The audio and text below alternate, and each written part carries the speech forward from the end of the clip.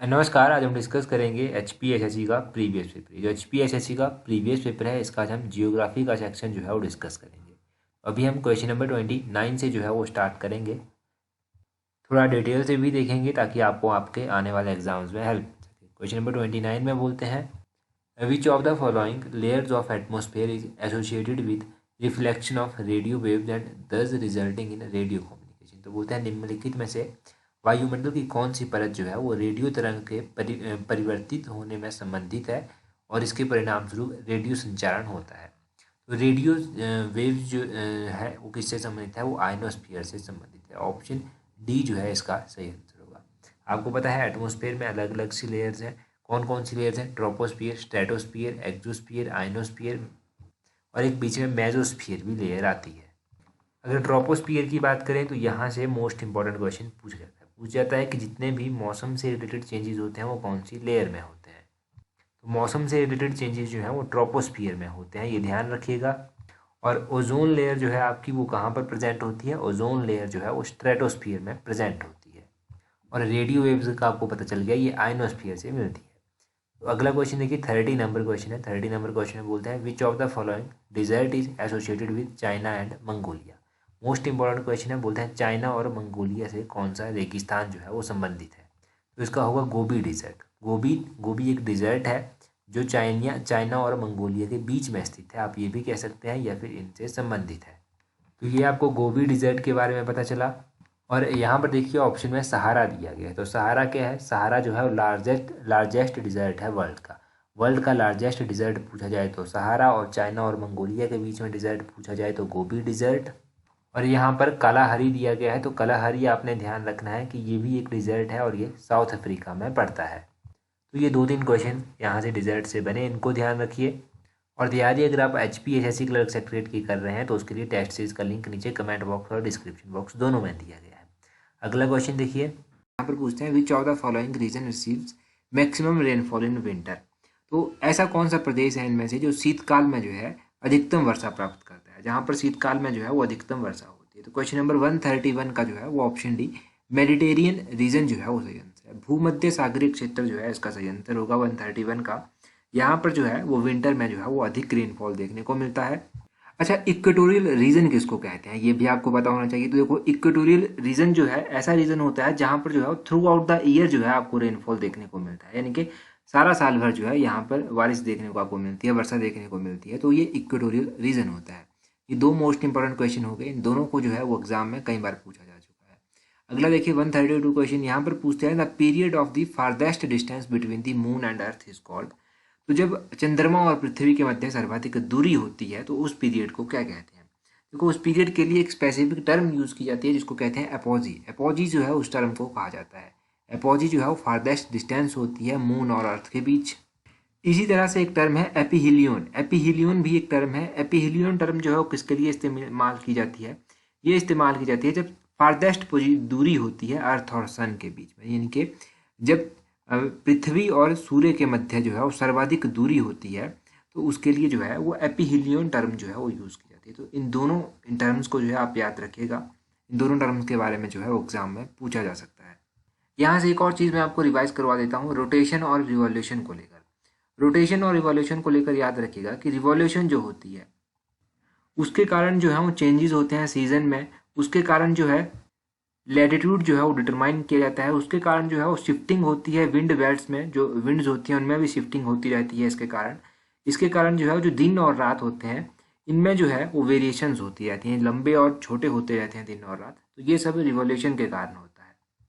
और रोटेशन की बात करें तो रोटेशन के कारण क्या होता है? रोटेशन के कारण जो है दिन और रात होते हैं, सिर्फ दिन और रात जो है रोटेशन के कारण होते हैं। प्रतिदिन जो है वो टाइड्स, समुद्र में उठने वाली टाइड्स जो होती हैं उनमें राइज होता है, फॉल होता है, वो भी जो है वो रोटेशन के कारण होता है। अर्थ की रोटेशन के कारण ये सब होता है। तो ये आप थोड़ा सा बेसिक कॉन्सेप्ट याद रखिए। अगला क्वेश्चन देखिए, अगले क्वेश्चन में पूछा गया है those animal which derive their food exclusively from plant are called. तो वे प्राणी जो अपना आहार जो है वो अन्य रूप से पौधों से प्राप्त करते हैं। देखो पौधों से जब कोई भी प्राणी अपना भोजन जो है वो प्राप्त करता है तो उसके लिए एक टर्म यूज की जाती है जिसको हार्बीवर कहते हैं। हार्बीवर टर्म जो है उसके लिए यूज की जाती है। ऑप्शन ए जो है वो सही आंसर है। और एक टर्म होती है कार्निवर्स टर्म। कार्निवर्स जो टर्म होती है वो किसके लिए यूज़ की जाती है, वो उनके लिए की जाती है जो सिर्फ मीट खाते हैं, यानी कि ऐसे प्राणी जो सिर्फ मीट खाएंगे, मांस खाएंगे, उनके लिए कार्निवर्स टर्म जो है वो यूज़ की जाती है। ओमनिवर्स टर्म किसके लिए यूज की जाती है, ये टर्म जो है उसके लिए यूज़ की जाती है जो हरी चीज़ें भी खा लेता है, प्लांट्स भी खा लेता है यानी कि, और मीट भी खा लेता है, दूसरे जानवरों को भी खा लेता है, तो उसके लिए जो है वो ओमनिवर टर्म जो है वो यूज़ की जाती है। तो इन तीनों टर्म्स के बारे में याद रखिए, तीनों बेसिक है, बेसिक कॉन्सेप्ट हैं। 6th-7th में आप पढ़ लेंगे इन चीज़ों को, जब 6th-7th की क्लासेस की किताबें आप पढ़ेंगे तो ये आपको पता होने चाहिए। अगला क्वेश्चन देखिए 134, यहाँ पर पूछते हैं the homeland of Kirghiz tribe is, तो ये जो किर्गिज ट्राइब है, किर्गिज आदिवासी हैं, इनका स्वदेश है, तो 134 का ऑप्शन है सेंट्रल एशिया जो है वो सही आंसर है। मैं आपको बता दूं कि ये क्वेश्चन जो है वो 3-4 बार कम से कम पेपर में पूछा जा चुका है। The homeland of Kirghiz tribe is central Asia, central Asia आपको याद रखना है। अच्छा, इंडिया में अगर हम ट्राइब्स की बात करें तो इंडिया में देखो ट्राइब्स के बारे में याद रखना है आपको कि गारो ट्राइब कहाँ पर पाई जाती है, ये असम और मेघालय में पाई जाती है। कोल ट्राइब कहाँ पाई जाती है, कोल ट्राइब जो है ये मध्य प्रदेश में पाई जाती है मुख्य रूप से। टोडा ट्राइब कहाँ पर पाई जाती है, तो टोडा ट्राइब जो है वो तमिलनाडु में पाई जाती है। भील ट्राइब कहाँ पर पाई जाती है, तो भील ट्राइब जो है वो मध्य प्रदेश में पाई जाती है, राजस्थान में पाई जाती है। लिप्चा ट्राइब कहाँ पर पाई जाती है, तो लिप्चा ट्राइब जो है वो सिक्किम में पाई जाती है। तो ये ट्राइब्स के बारे में आप थोड़ा सा याद रखिएगा, ये बेसिक बेसिक क्वेश्चन ट्राइब के बारे में पूछ लिए जाते हैं। आगे पूछते हैं 135 क्वेश्चन में, which type of crop are mainly grown in shifting cultivation, तो जो शिफ्टिंग कल्टिवेशन होती है, स्थानांतरित कृषि होती है, इसमें प्रमुखता जो है कौन सी फसलें उगाई जाती हैं, तो इसमें जो है वो मुख्य रूप से फूड क्रॉप्स जो है वो उगाई जाती हैं। फूड क्रॉप्स ऑप्शन ए जो है वो सही आंसर है। इस तरह की फसलें यहाँ पर उगाई जाती हैं। अगर आप क्रॉप सिस्टम के बारे में कुछ जानेंगे तो क्रॉप सिस्टम में जो है वो खरीफ क्रॉप और रबी क्रॉप, ये दोनों क्रॉप्स जो है वो मोस्ट इंपॉर्टेंट है। खरीफ क्रॉप जो है ये कब उगाई जाती है, ये मई और जुलाई के महीने में उगाई जाती है, और इसको कब काटा जाता है, तो सितंबर अक्टूबर के महीने में इसको काट लिया जाता है। उसी तरह रबी क्रॉप की बात करें तो रबी क्रॉप जो है वो कब उगाई जाती है, तो देखो रबी क्रॉप जो है विंटर सीजन में उगाई जाती है, यानी कि अक्टूबर नवंबर के महीने में इसको उगा लिया जाता है, और इसको कब काटा जाता है, तो अप्रैल तक जो है इसको लगभग काट लिया जाता है। अगर बात करें खरीफ क्रॉप के एग्जाम्पल, कई बार एग्जाम में पूछे गए हैं जो कि, तो खरीफ क्रॉप में जो है वो राइस आ जाता है, बाजरा आ जाता है, मेज आ जाता है, सोयाबीन आ जाता है, कॉटन आ जाता है, जूट आ जाता है, टबैको आ जाता है, ये सब जो है खरीफ क्रॉप के एग्जाम्पल हैं। अगर हम बात करें रबी क्रॉप के एग्जाम्पल्स की, तो रबी क्रॉप्स में जो है कौन कौन से एग्जाम्पल्स आते हैं, यहाँ पर व्हीट आ जाता है, बार्कले आ जाता है, ग्राम्स आ जाता है, पोटैटोज आ जाता है, ऑयल सीड्स आ जाता है। तो ये आपको एग्जाम्पल भी याद रखने हैं रबी क्रॉप की, खरीफ क्रॉप के, तो ये सब याद रखिए। आगे पूछते हैं Nag Tibba mountain range of the, तो नाग टिब्बा जो है ये पर्वतमाला है, किसकी ये पर्वतमाला है इनमें से, तो अगर नाग टिब्बा की बात करें, नाग टिब्बा जो है ये लेसर हिमालय में पड़ता है, ऑप्शन ए सही आंसर है। लेसर हिमालय में ये पड़ता है नाग टिब्बा। उसी तरह लेसर हिमालय की बात की जाए तो लेसर हिमालय में नाग टिब्बा आ जाता है, आपका धौलाधार रेंज आ जाता है, आपका पीर पंजाल आ जाता है, ये लेसर हिमालय के पार्ट है।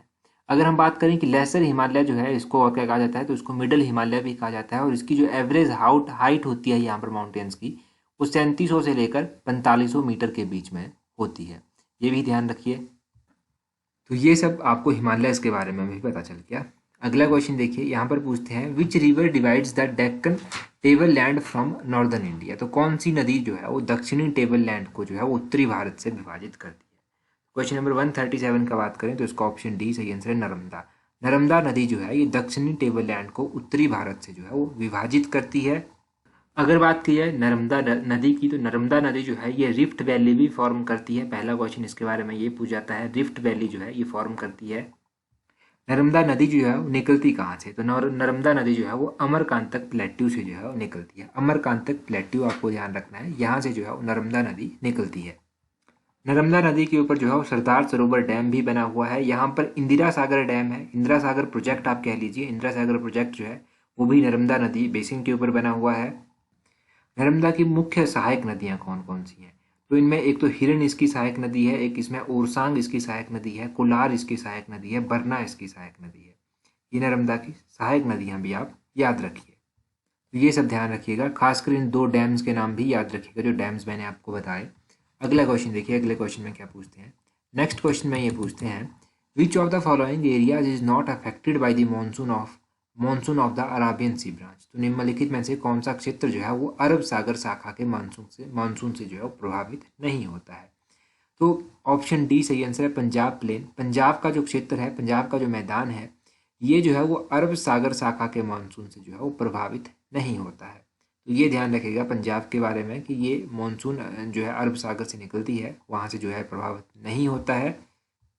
अगला क्वेश्चन देखिए 139 क्वेश्चन। यहाँ पर क्या पूछते हैं, यहाँ पर पूछते हैं which of the following type of soil is most suitable for T cultivation. ऐसी कौन सी मिट्टी है इनमें से जो चाय की खेती के लिए जो है सबसे अच्छी मानी जाती है। चाय की खेती के लिए जो है वो सबसे अच्छी मिट्टी कौन सी मानी जाती है, ये लेटराइट सॉइल जो है वो मानी जाती है। मखरला मिट्टी जो होती है, मखरला मृदा जिसको कहते हैं, वो जो है वो चाय की खेती के लिए सबसे अच्छी मानी जाती है। ये मिट्टी जो है चाय के लिए भी अच्छी मानी जाती है, कॉफ़ी के लिए भी अच्छी मानी जाती है।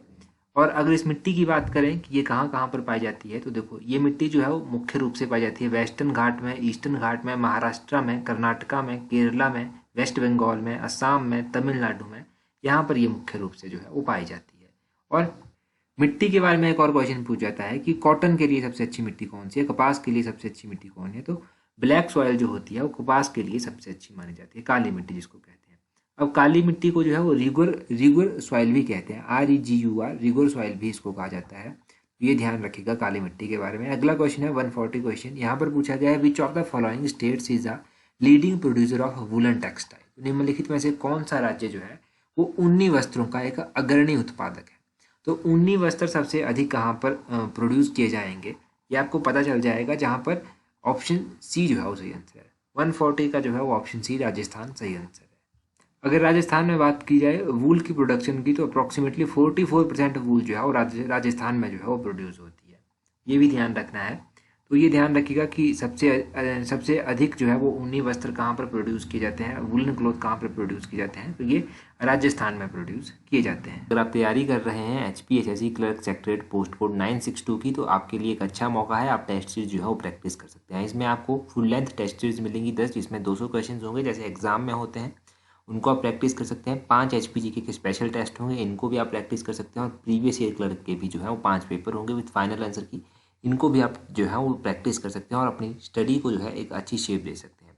इस टेस्ट सीरीज का लिंक नीचे डिस्क्रिप्शन बॉक्स में भी है, कमेंट बॉक्स में भी है, और आपको हमारे टेलीग्राम चैनल पर भी मिल जाएगा। टेस्ट सीरीज आपको PDF की फॉर्मेट में जो है वो आपके मेल में सेंड कर दी जाएगी। जब भी आप इसको अवेल करना चाहें तो नीचे लिंक में जाकर आप अवेल कर सकते हैं। PDF की फॉर्म में आप हर एक टेस्ट को प्रैक्टिस कर सकते हैं और आने वाले एग्जाम में अपनी एक सीट पक्की कर सकते हैं। तो लिंक बता दिया है आपको कहाँ पर मिलेगा। Thank you.